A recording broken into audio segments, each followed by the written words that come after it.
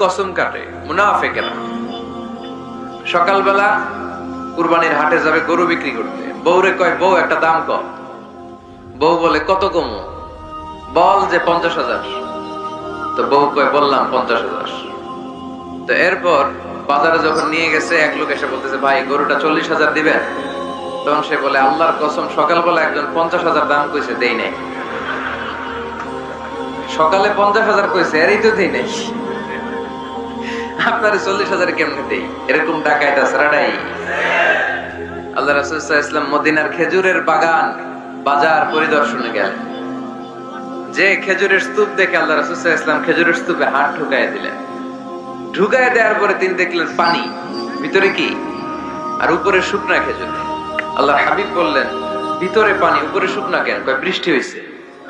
আর বৃষ্টি হলে তো সব জায়গায় পানির সয়লাভ থাকবে।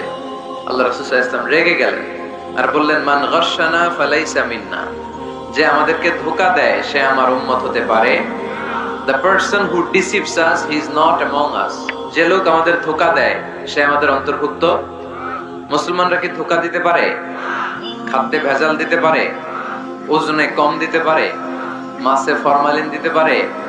টেন্ডারবাজি করতে পারে? চাঁদাবাজি করতে পারে? ক্যাসিনোর ব্যবসা করতে পারে? পারে পারে। এজন্য আমরা যেন ধোঁকাবাজি না করি।